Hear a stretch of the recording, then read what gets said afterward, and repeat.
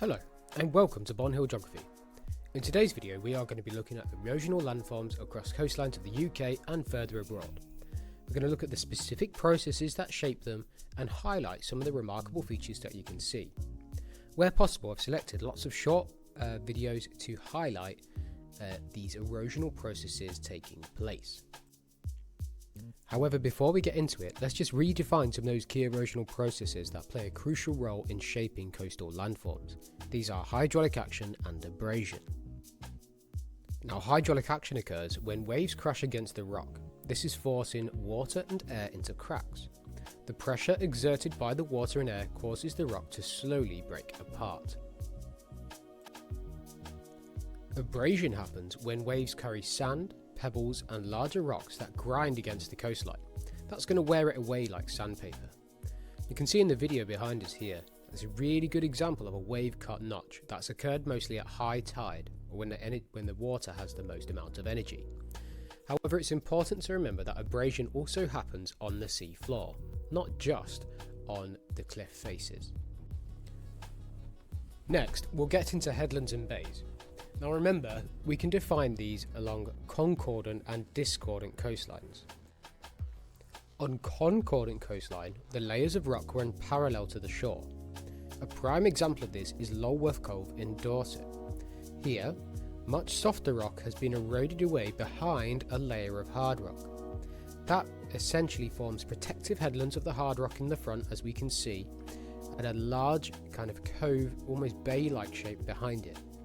It's important to remember that this could gradually be increasing in size due to things like wave refraction. In contrast, discordant coastlines have alternating layers of hard and soft rock. We can see this really clearly here, where the large headland is sticking out, and then either side of it would be softer rock that's been eroded further back. So concordant is parallel to the coast, whereas discordant is perpendicular. Next, let's explore wave-cut platforms.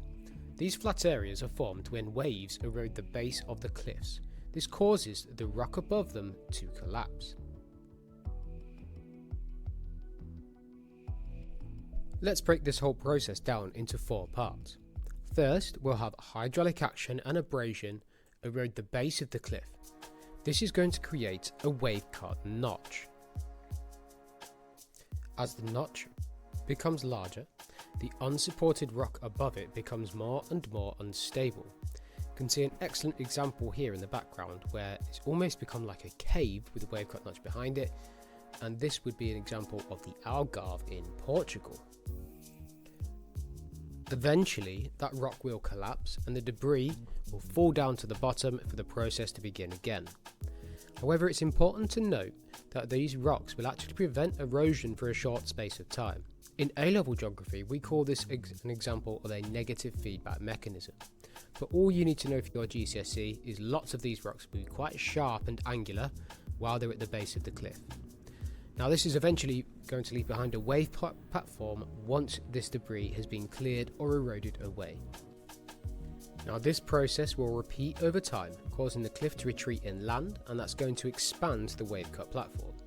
This is an excellent example of cliff retreat taking place at Flamborough Head. We can see really clearly the wave cut platform in front of the cliff. This will leave behind essentially the wave cut platform, but also what we like to call rock pools, where sometimes the wave cut platform is uneven and catches tidal water.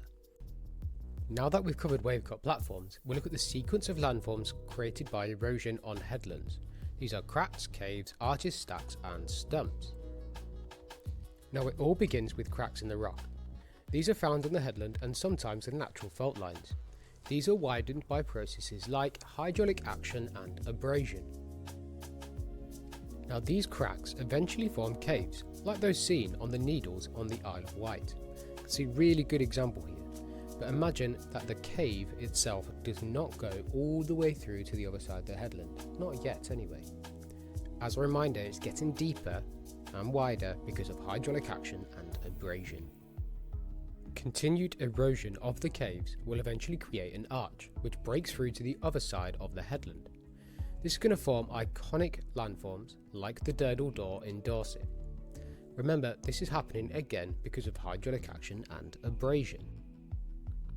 Now when the arch collapses, it leaves behind a stack. We can see a really good example of Old Harry Rocks in Dorset.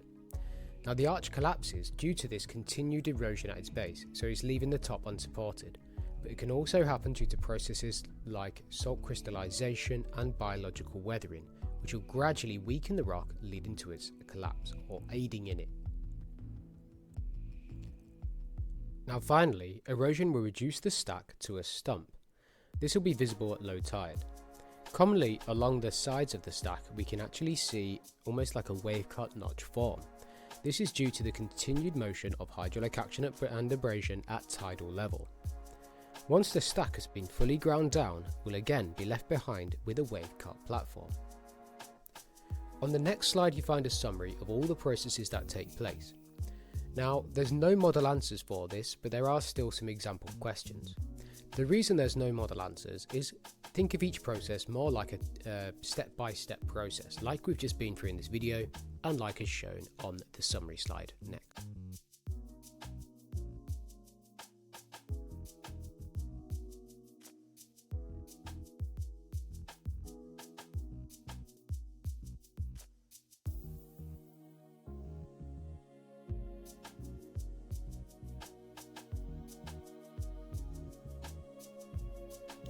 Thank you for watching Bonhill Geography. I'll catch you in the next video.